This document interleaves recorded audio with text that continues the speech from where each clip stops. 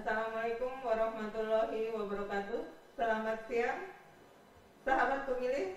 Berjumpa lagi dalam program podcast Berugak Demokrasi KPU Kabupaten Lombok Barat bersama saya Bayi Ruseweri Saprini. Untuk kali ini kita mengambil tema bersama mensukseskan pemilu serentak.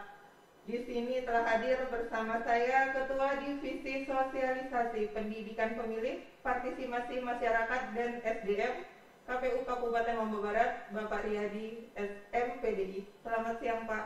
Siang. Sesuai tema kita hari ini, Pak, untuk acara podcast ini bersama mensukseskan pemilu serentak. Di sini Bapak sebagai Ketua Divisi Sosialisasi yang membidangi, Pak, ya, untuk pemilu serentak ini kayak bagaimana sih, Pak? Kapan gitu? Karena kita dengar kabar di luar sana banyak sekali yang bilang kalau pemilu itu serentak tahun 2024. Baik, terima kasih. Terkait dengan pemilu serentak tahun 2024, memang secara periodik itu akan jatuh pada tahun 2024. Baik. Tetapi sampai detik hari ini KPU Kabupaten sifatnya menunggu karena belum menjadi sebuah keputusan di pusat terkait dengan tahun pelaksanaan pemilu serentak. Terkait dengan pemilu serentak, kita punya pengalaman sesungguhnya kemarin pada tahun 2019 itu pernah melaksanakan pemilu serentak, yakni pemilihan presiden, wakil presiden, DPD dan DPR pusat, DPR RI, provinsi maupun kabupaten. Dan alhamdulillah sepanjang pengetahuan saya itu melihat indikator kesuksesan pemilu, KPU secara umum, KPU Lombok Barat secara khusus sukses melaksanakan pemilu tahun 2019 kemarin. Nah, ke depan kalau misalkan pemilu serentak jatuh pada tahun 2024 dan beberapa bulan berikutnya ada pemilihan pada tahun yang sama, ekspektasi kita sama, yaitu mensukseskan pemilu tersebut dengan aman dan damai. Baik. Seperti kata Bapak tadi, kita telah ada pengalaman di 2019 melaksanakan pemilu yang sukses gitu, Pak, ya. Suksesnya pemilu itu dilihat dari apa saja sih, Pak? Mungkin apakah ada indikatornya atau apa gitu? Salah satu indikator kesuksesan sebuah pemilu itu bisa kita lihat dari sisi partisipasi masyarakat. Kebetulan saya juga membidangi partisipasi masyarakat. Jadi tahun 2019 kemarin KPU memiliki standar nasional 77,5. Nah, dilihat dari standar partisipasi ini KPU secara umum sudah melampaui itu. Begitu juga di KPU Kabupaten Lombok Barat, standar yang 77,5 itu jauh terlampaui dengan perolehan tingkat partisipasi kita di sini 82,87%. Artinya bahwa secara teknis kita sudah mampu mendorong masyarakat kita untuk berperan aktif, berpartisipasi, datang ke TPS untuk menyalurkan hak suaranya. Di sisi lain juga perlu kita lihat sesungguhnya tingkat keamanan dan kenyamanan. Selama pemilu kemarin, alhamdulillah di KPU Lombok Barat berjalan aman, lancar dan damai. Itu kan dilihat dari tingkat partisipasinya, Pak. Selain itu, apakah ada indikator yang lain gitu, Pak? Selain dari partisipasi, keamanan, apakah dari badan ad hoc-nya sendiri, apakah tidak ada, Pak? Kalau kita lihat dari sisi yang lain, secara keamanan itu sudah sangat aman, lancar. Nah, terkait dengan ad hoc, memang beberapa pejuang demokrasi kita memang diuji keluarganya dengan kelelahan. Bagaimana kita tahu beberapa dari anggota KPPS itu banyak yang beberapa yang meninggal dunia. Oke. Tetapi itu mungkin faktor lain. Baik. Untuk yang KPPS yang meninggal, katanya pemilunya sukses 2019. Kok bisa banyak badan ad hoc yang meninggal, gimana itu, Pak?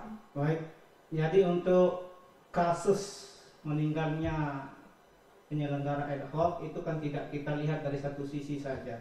Bisa saja dari kesehatan mereka juga yang tidak terekod oleh kita pada waktu rekrutmen. Oleh karena itu ke depan ini akan pasti menjadi bahan evaluasi kita. Begitu juga dengan desain pemilu ini masih dibicarakan, termasuk juga dengan desain surat suara untuk meminimalisir, bahkan untuk kita hilangkan ada kasus-kasus yang menimpa badan ad hoc kita di bawah. Apakah ada nih bocoran Pak untuk desain surat suara seperti kata Bapak tadi? Untuk desain surat suara sebagaimana yang saya tahu masih debatable ini kan, masih diperdebatkan, belum fix sampai sekarang ini karena menyangkut dengan pindah memilih ini. Kalau saya dengar dari teman-teman teknis itu menyangkut dengan pemilihan dengan pindah memilih ini yang belum bisa menemukan solusi di sana kalau disederhanakan itu. Jadi sepanjang ini kita harus menunggu apa sesungguhnya keputusan KPU di pusat terkait dengan desain surat suara dan lain sebagainya. Kita kembali ke mensukseskan pemilu serentak Pak. Apakah ada upaya KPU ini Pak? Apa saja upaya KPU dalam menuju pemilu serentak? Entahlah itu tahun 2024 atau apa, seperti kata Bapak kan masih dalam perbincangan dan belum ketok palu ya Pak? Iya belum. Terkait dengan tema yang diangkat oleh tim podcast Perugak Demokrasi ini bersama mensukseskan pemilu serentak. Ini secara intrinsik sesungguhnya KPU Lombok Barat mengajak secara persuasif kepada semua stakeholder untuk kita sama-sama mensukseskan pemilu. Karena pemilu ini tidak hanya menjadi kepentingan KPU semata secara teknis, tapi sesungguhnya untuk semua warga yang ada di Indonesia. Jadi sahabat pemilih, untuk mensukseskan pemilu bukan tugas KPU saja ya Pak Kadif ya.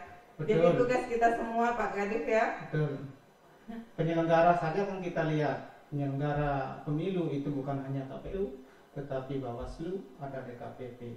Nah, secara teknis memang iya KPU, tetapi hal-hal yang lain itu juga harus didukung. Misalkan pemerintah daerah, ada TNI Polri untuk keamanan, ada media, ada komunitas-komunitas lain untuk mendorong semaraknya pemilu tahun 2024 yang akan datang. Apakah ada program KPU untuk mensukseskan pemilu serentak ini Pak? Apakah ada? Kita melihat pemilu serentak ini adalah gawe kolosal, sehingga semua orang ini harus mengambil peran aktif sesungguhnya. Karena itu KPU Lombok Barat sekarang ini salah satu inovasi sebagaimana instruksi dari KPU pusat itu kita sudah memiliki Baku Humas, Badan Koordinasi Kehumasan. Ini artinya bahwa kita ingin melibatkan semua instansi di dalam satu grup. Nah, jadi Baku Humas ini salah satu strateginya itu kita membuat WhatsApp grup yang isinya itu Pemda ada, dinas-dinas terkait ada, Bawaslu ada, partai politik juga ada. Itu yang menjadikan badan atau wadah untuk kita mendiseminasikan informasi. Jadi apapun kegiatan kita di KPU itu kita bisa share melalui grup dengan harapan bahwa mereka juga meng-share ke grup-grup lain sehingga informasi terkait pemilu ini bisa dikonsumsi oleh orang banyak. Nah, untuk Baku Humas ini Pak Kadif, tadi kan Pak Kadif sempat bilang kalau Baku Humas ini kita dengan instansi-instansi lain membuat WA group dan untuk meng-share apa saja postingan ataupun kegiatan KPU yang di ini ya dari media sosialnya gitu ya Pak ya. Nah, apakah cuman itu aja peran Baku Humas di sini Pak? Karena seperti yang dibilang tadi, kalau untuk mensukseskan pemilu salah satu program KPU itu membentuk Baku Humas. Apakah cuma sampai di sana saja perannya Baku Humas itu?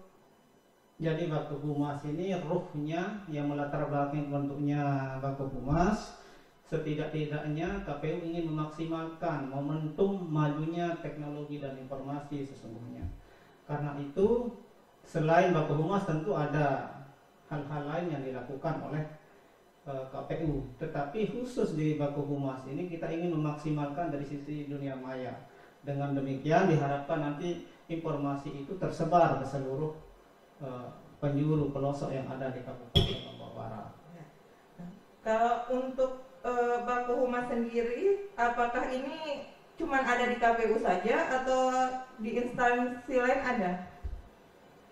Terkait dengan Baku Humas, justru ini kan berbicara masalah hubungan masyarakat sebuah instansi.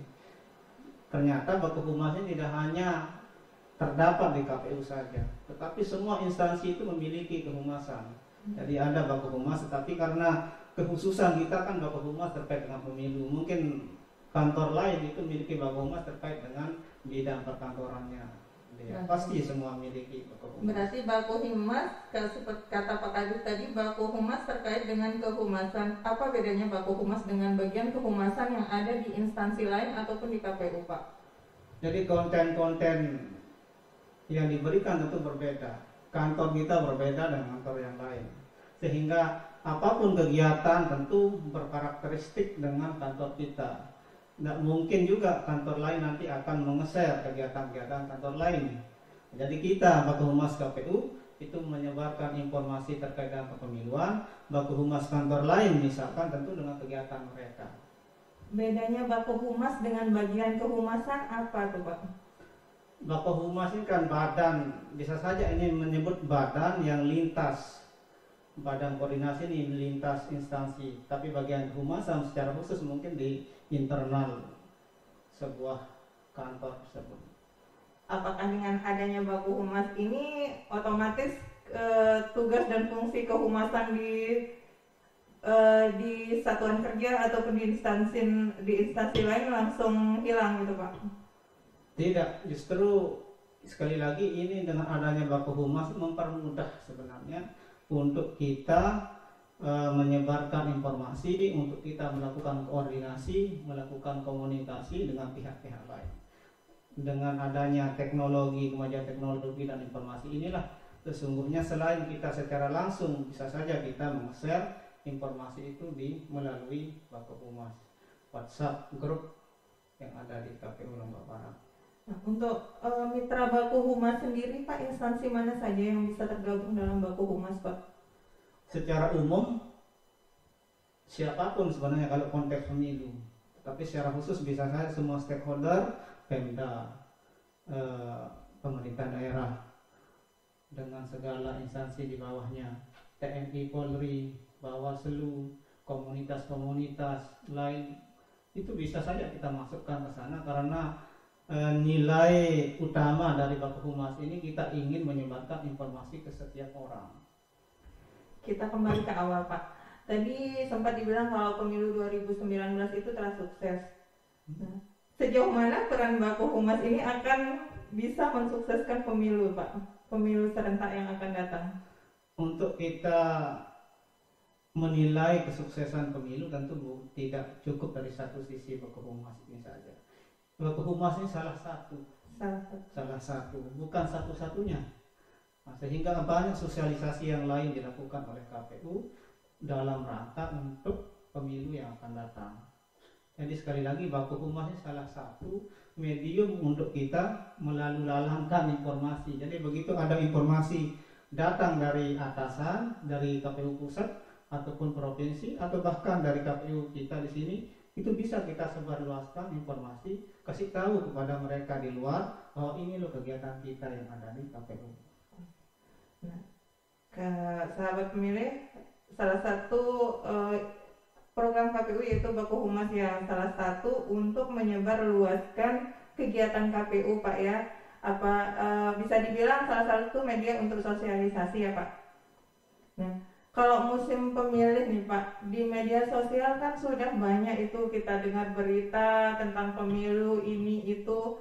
Apakah harus ada dengan Baku Humas ini? Gitu. Maksudnya bagaimana, Pak? Misalnya kan musim pemilu, semua orang kan sudah pasti tahu nih Pak kan, ini pemilu, berita sudah ada di mana-mana dengan adanya pemilu gitu. Dan KPU juga punya media sosial sendiri, terus sosialisasi tetap dilaksanakan. Apakah tidak cukup dengan sosialisasi dan dari media sosial yang lain? Kenapa dan harus membentuk baku humas sehingga harus terbentuk baku humas? KPU itu sebenarnya harusnya tidak habis akal untuk mensosialisasikan kegiatannya. Baku humas atau media-media ini hanya bagian sedikit saja terkait dengan kegiatan yang bisa dieksekusi oleh KPU sendiri. Bisa saja kita mengambil dengan strategi yang lain, misalkan turun, walaupun misalkan dalam masa pandemi tapi tetap dengan prokes, misalkan kita langsung sosialisasi dengan memaksimalkan peran-peran yang lain. Misalkan kita bisa melakukan pendidikan pemilih, itu kita menyebar ke semua segmen, termasuk segmen pelajar itu, remaja, bisa kita lakukan itu. Tetapi misalkan tidak bisa secara nyata, akan kembali lagi ke dunia maya. Kita sebarkan informasi-informasi melalui platform yang ada di KPU Lombok Barat. Berarti bisa dibilang untuk pemilu serentak besok, baku humas ini sangat berperan Pak ya untuk mensukseskan pemilu serentak yang akan datang. Bisa dikatakan demikian. Untuk di akhir Pak, mungkin ada pesan dan kesan, mungkin ada pesan Bapak untuk pemilih pemula yang tahun depan mungkin akan dilaksanakan pemilu serentak, akan menggunakan hak pilihnya Pak. Baik, sahabat pemilih, terutama pemilih pemula, itu salah satu hal yang sangat berharga dalam setiap diri warga negara Indonesia, terutama yang sudah memiliki syarat pemilih. Anda memiliki satu suara atau hak suara yang itu dapat menentukan masa depan daerah kita, bisa dapat menentukan masa depan negara kita. Jangan lupa gunakan hak pilih Anda, datang ke TPS, sukseskan pemilu serentak yang akan datang. Baik, sahabat pemilih, sudah kurang lebih 30 menit kita bersama, dan jangan lupa untuk